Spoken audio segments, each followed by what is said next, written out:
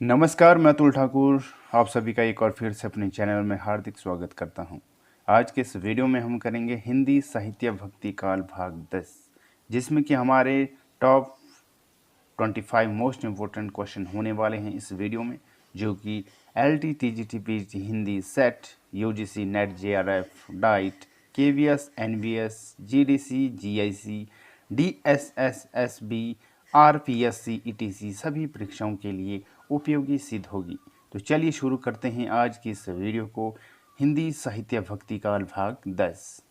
पहला प्रश्न स्क्रीन पर दिया गया है। प्रश्न है, ज्ञानाश्रय निर्गुण काव्य का दार्शनिक आधार क्या है? विकल्प है शुद्धाद्वैतवाद, विशिष्टाद्वैतवाद, द्वैतवाद या फिर अद्वैतवाद। सही उत्तर क्या होगा इसका? ज्ञानाश्रय निर्गुण काव्य का दार्शनिक आधार क्या है?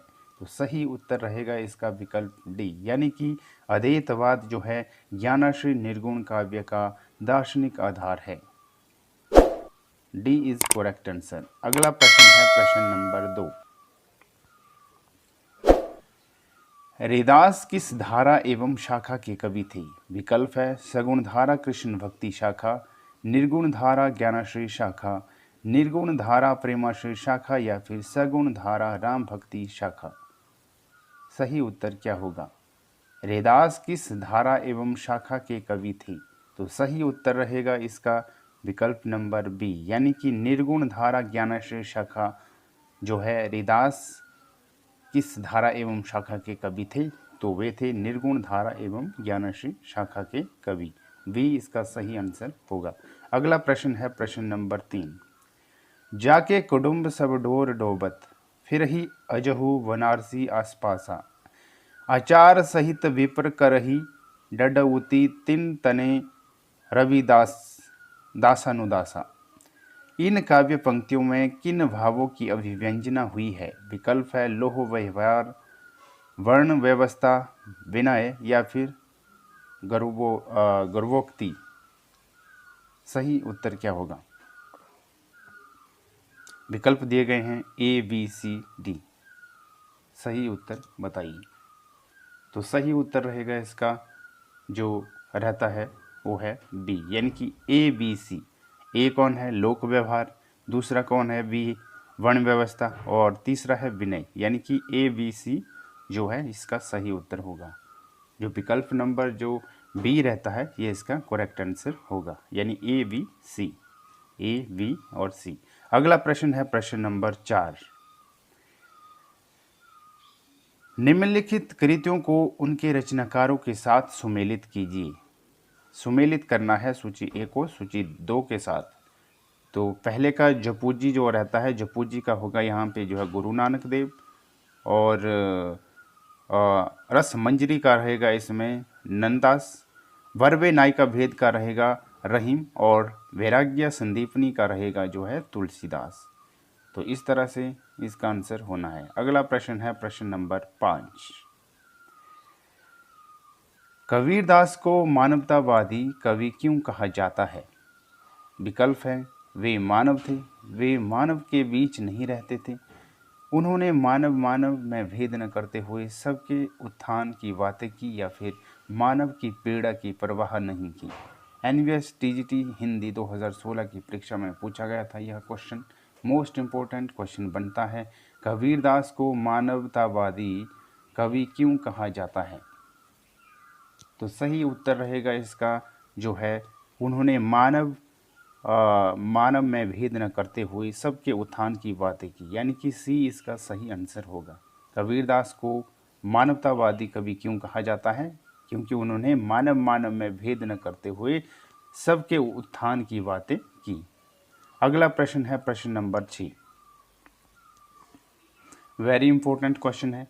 रैदास का दूसरा नाम है क्या है? विकल्प है हरिदास, रविंद्र दास, रविदास या फिर दादू। सही उत्तर क्या होगा? मध्य प्रदेश असिस्टेंट प्रोफेसर हिंदी 2017 में पूछा गया था क्वेश्चन।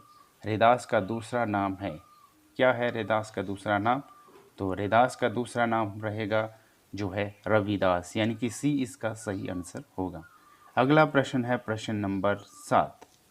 प्रश्न नंबर 7 है, कबीर को प्रवर्तक माना जाता है। विकल्प हैं सगुण संप्रदाय, पुष्टि मार्गी संप्रदाय, सखी संप्रदाय या फिर निर्गुण संप्रदाय। मध्य प्रदेश असिस्टेंट प्रोफेसर हिंदी 2017 में पूछा गया था क्वेश्चन, इस लिहाज से मोस्ट इम्पोर्टेंट क्वेश्चन बनता है। कबीर को प्रवर्तक माना जाता है, किसका प्रवर्तक माना जाता है कबीर को? तो सही उत्तर रहेगा इसका जो है निर्गुण संप्रदाय, यानी कबीर को निर्गुण संप्रदाय का प्रतीक, निर्गुण संप्रदाय का प्रवर्तक जो है माना जाता है, यानी डी इसका करेक्ट आंसर होगा। अगला प्रश्न है प्रश्न नंबर 8। गुरु ग्रंथ साहब में किस कवि की रचनाएं संकलित हैं? विकल्प है विद्यापति, कबीर, जायसी या फिर जयदेव। सही उत्तर बताइए। गुरु ग्रंथ साहब में किस कवि की रचनाएं संकलित है? तो सही उत्तर रहेगा इसका कबीर, यानी कि गुरु ग्रंथ साहब में जो है कबीर की रचनाएं संकलित है, वी इसका करेक्ट आंसर होगा। अगला प्रश्न है प्रश्न नंबर 9। उलटवासियाँ किसकी लिखी है? उलटवासियाँ किसकी लिखी है? विकल्प है कबीर, तुलसीदास, सूरदास या फिर रहीम। सही आंसर क्या होगा? तो सही उत्तर रहेगा इसका विकल्प नंबर जो रहता है कबीर, यानी कि उलटवासियाँ जो है कबीर ने लिखी थी, कबीर ने लिखी है, तो ए इसका करेक्ट आंसर होगा। अगला प्रश्न है प्रश्न नंबर 10। फूल मरे पे मरे न वासु, यह प्रसिद्ध उक्ति किस कवि की है? विकल्प है दादू, कबीर, रैदास या फिर जायसी। फूल मरे पे मरे न वासु, यह प्रसिद्ध उक्ति किस कवि की है? तो सही आंसर रहेगा इसका जो है जायसी, यानी कि फूल मरे पे मरे न वासु, यह प्रसिद्ध उक्ति जो है जायसी की है, यानी डी इसका सही उत्तर रहेगा। अगला प्रश्न है प्रश्न नंबर 11। निम्नलिखित में से कौन सा युग्म सुमेलित नहीं है? जो युग्म सुमेलित नहीं है उसको ढूंढना है। विकल्प दिए गए हैं इंद्रावती, नूर मोहम्मद, हंस जवाहिर, कासिम शाह, चित्रावली उस्मान या फिर मधुमालती कुतुबन। सही उत्तर क्या होगा? कौन सा युग्म सुमेलित नहीं है? तो सही आंसर रहेगा इसका, यानी कि मधुमालती कुतुबन, ये जो है इसमें सुमेलित नहीं है, डी इसका आंसर रहेगा। अगला प्रश्न है प्रश्न नंबर 12। पद्मावत का बंगला अनुवाद किसने किया? वेरी इंपॉर्टेंट क्वेश्चन है, यूपी टीजीटी 2021 में पूछा गया था।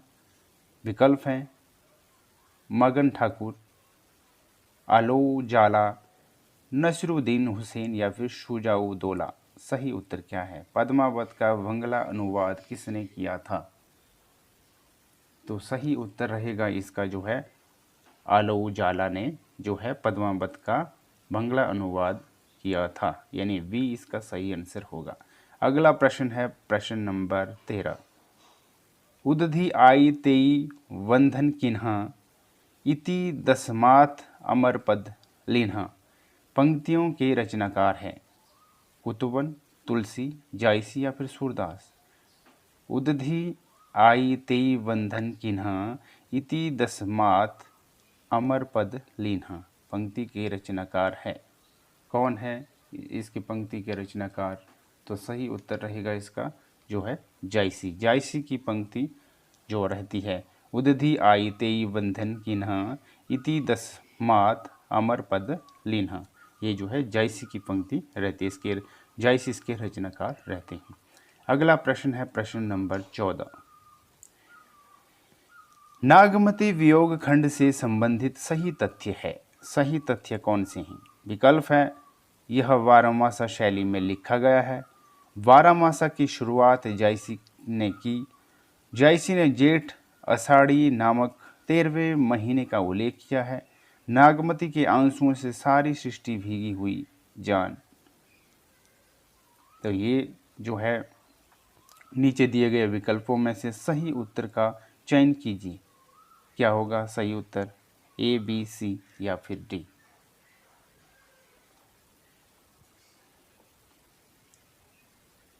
तो सही उत्तर रहेगा इसका सी, यानी कि पहला और चौथा। पहला कौन सा है? यह बारहमासा शैली में लिखा गया है। नागमती वियोग खंड से संबंधित सही तथ्य हम यहाँ कर रहे हैं, तो इसमें यह बारहमासा शैली में लिखा गया है, एक तो ये सही है, और दूसरा रहेगा यहाँ पे जो है नागमती के अंशों से सारी सृष्टि, चौथा रहेगा, सॉरी दूसरा नहीं चौथा है इसमें सही, नागमती के अंशों से सारी सृष्टि भीगी हुई जान यहाँ आना था पड़ती है। तो यहाँ जो है टाइपिंग में थोड़ा सा छूट गया है, तो यहाँ पे जान पड़ती है, नागमती के अंशों से सारी सृष्टि भीगी हुई जान पड़ती है, इस तरह का यहाँ होना था। तो यानी कि राइट आंसर रहेगा यहाँ कौन सा होगा? सी, यानी पहला और चौथा, ये जो है सही आंसर रहेगा। अगला प्रश्न है प्रश्न नंबर 15। तपे लागी अब जेठ अषाढ़ी, मोही पीऊ बी छाजनी भई गाड़ी, तन तिनोर भा झुरों भखरी, भई वर्खा दुख आगरी जरी। इस पूरे कड़वक में नागमती की विरह दशा के बारे में यह विचार किसका है? यह आंशिक माशुकों का निर्लज प्रताप नहीं है, यह हिंदू गृहिणी की विरहवाणी है, इसका सात्विक मर्यादापूर्ण माधुर्य मनोहर है। तो क्या होगा इसका आंसर? विकल्प है चंद्रवली पांडे, रामचंद्र शुक्ल, माता प्रसाद गुप्त या फिर श्याम मनोहर पांडे। सही उत्तर क्या होगा? तो इसका आंसर रहेगा विकल्प नंबर बी, यानी रामचंद्र शुक्ल इसका सही उत्तर होगा। अगला प्रश्न है प्रश्न नंबर 16। हिंदी साहित्य का सर्वश्रेष्ठ विरह वर्णन नागमती का विरह वर्णन किस ग्रंथ में संकलित है? विकल्प है पद्मावत, मृगावती, अखरावट या फिर मधुमालती। सही उत्तर बताइए। वेरी इंपॉर्टेंट क्वेश्चन है, टीजीटी जो है DSSSB में यह जो है 2021 में पूछा गया था क्वेश्चन। क्या इसका सही उत्तर होगा? हिंदी साहित्य का सर्वश्रेष्ठ विरह वर्णन नागमती का विरह वर्णन किस ग्रंथ में संकलित है? तो सही उत्तर रहेगा इसका जो है पद्मावत। पद्मावत में यह जो है संकलित है। ए इज करेक्ट आंसर। अगला प्रश्न है प्रश्न नंबर 17। निम्नलिखित विकल्पों में से किसे हिंदी की शैली नहीं मानेंगे? विकल्प है मनसवी, संस्कृत निष्ठ हिंदी, दक्षिणी या फिर हिंदुस्तानी। किसे हिंदी की शैली नहीं मानेंगे? क्या होगा इसका आंसर? तो सही उत्तर रहेगा इसमें जो है मनसवी। मनसवी को जो है हिंदी की शैली नहीं मानेंगे। किसको नहीं मानेंगे? मनसवी को। ए इज करेक्ट आंसर। अगला प्रश्न है प्रश्न नंबर 18। निम्नलिखित महाकाव्यों में से कौन सा महाकाव्य मलिक मोहम्मद जायसी द्वारा लिखा गया है? विकल्प है उर्वशी, पद्मावत, कामायनी या फिर रामचरितमानस। सही उत्तर क्या होगा? DSSB TGT 2021 में पूछा गया था क्वेश्चन। मोस्ट इम्पोर्टेंट क्वेश्चन बनता है कि निम्नलिखित महाकाव्यों में से कौन सा महाकाव्य मलिक मोहम्मद जायसी द्वारा लिखा गया है? तो सही उत्तर रहेगा इसका जो है पद्मावत। पद्मावत जो है मलिक मोहम्मद जायसी द्वारा लिखा गया है। यह क्या है? महाकाव्य है। अगला प्रश्न है प्रश्न नंबर 19। कौन सी रचना जायसी की नहीं है? विकल्प हैं चित्र रेखा, अखरावट, चिताई वार्ता, कहरानामा। सही आंसर बताइए। कौन सी रचना जायसी की नहीं है? तो सही उत्तर रहेगा इसका जो है चिताई वार्ता। चिताई वार्ता जो है जायसी की रचना नहीं है। इसके अलावा चित्ररेखा, अखरावट और कहरानामा जो है जायसी की रचना है। अगला प्रश्न है हमारा प्रश्न नंबर 20। मुल्ला दाऊद की अवधी भाषा की पहली कृति कौन सी है? विकल्प है चंदायन या जिसे लोरकाहा भी कहा जाता है, दूसरा है वीरांगना, तीसरा है पंथिक, चौथा है यशोधरा। क्या होगा इसका सही आंसर? मुल्ला दाऊद की अवधी भाषा की पहली कृति कौन सी है? वेरी इंपॉर्टेंट क्वेश्चन बनता है। सही आंसर क्या होगा? तो सही उत्तर रहेगा इसका जो है चंदायन या लोरकहा। मुल्ला दाऊद की अवधि की पहली कृति जो है चंदायन या लोरकहा है। चलिए चलते हैं अगले प्रश्न की ओर, जो कि रहता है हमारा 21 नंबर प्रश्न। तन चितूर मन राजा किन्हा, हिया सिंघल बुधि पद्मिनी चिन्हा। पंक्तियां किस ग्रंथ की है? विकल्प है सीतायन, विजक, पद्मावत या फिर बिहारी सतसई। सही उत्तर क्या होगा? तन चितूर मन राजा किन्हा, हिया सिंघल बुद्धि पद्मिनी चिन्हा। सही उत्तर बताइए, पंक्ति किस ग्रंथ की है? तो सही आंसर रहेगा इसका विकल्प नंबर जो रहता है पद्मावत, यानी कि सी इसका सही आंसर होगा। तन चितूर मन राजा किन्हा, हिया सिंघल बुद्धि पद्मिनी चिन्हा। ये जो है पद्मावत ग्रंथ में संकलित है। सी सही आंसर है। अगला प्रश्न है प्रश्न नंबर 22। मलिक मोहम्मद जैसी ने आखिरी कलाम में किस बादशाह की प्रशंसा की है?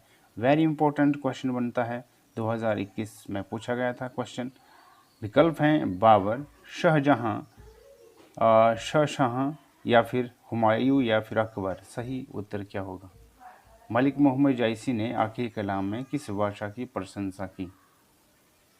तो सही उत्तर रहेगा इसमें जो है बाबर। बाबर की प्रशंसा की थी मलिक मोहम्मद जैसी ने जो है आखिरी कलाम में। किसकी की थी? बाबर की। ए इज करेक्ट आंसर। अगला प्रश्न है प्रश्न नंबर 23। सूफी कवि किस शाखा से संबंधित थे? विकल्प हैं कृष्ण भक्ति शाखा, राम भक्ति शाखा, ज्ञानाश्रय शाखा या फिर प्रेमाश्रय शाखा। सही आंसर क्या होगा? सूफी कवि किस शाखा से संबंधित थे? सही उत्तर रहेगा इसका जो है प्रेमाश्रय, यानी कि सूफी कवि जो है प्रेमाश्रय शाखा से संबंधित थे। D is correct answer.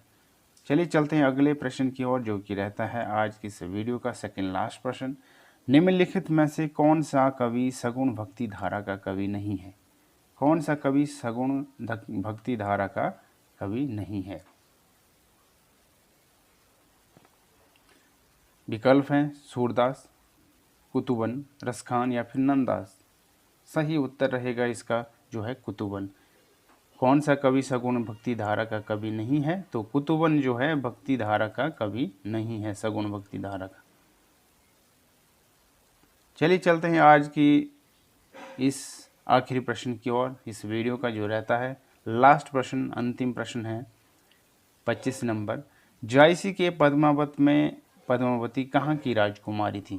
Very important question है, DSSSB PGT 2021 में पूछा गया था क्वेश्चन। विकल्प दिए गए हैं सिहलदीप की, नागदेश की, अवंतिका की या फिर चित्तौड़ की। जायसी के पद्मावत में पद्मावती कहाँ की राजकुमारी थी? तो सही उत्तर रहेगा इसका सिहलदीप, यानी कि जायसी के पद्मावत में जो पद्मावती थी राजकुमारी, वह जो है सिहलदीप की राजकुमारी थी। तो आज की यह वीडियो जो रहती थी हिंदी साहित्य भक्ति काल भाग जो 10 था, ये हमारा आज जो है कंप्लीट हो चुका है। और इसमें हमने top 25 most important question cover किए, जो कि किसी न किसी परीक्षा में ज़रूर पूछे गए हैं या पूछे जाते हैं। तो अब मिलेंगे हम नेक्स्ट वीडियो में। ये हमारी वीडियो आज यहीं तक थी। अब मिलेंगे हम हिंदी साहित्य भक्ति काल भाग 11 में, जो कि हमारी नेक्स्ट वीडियो रहेगी।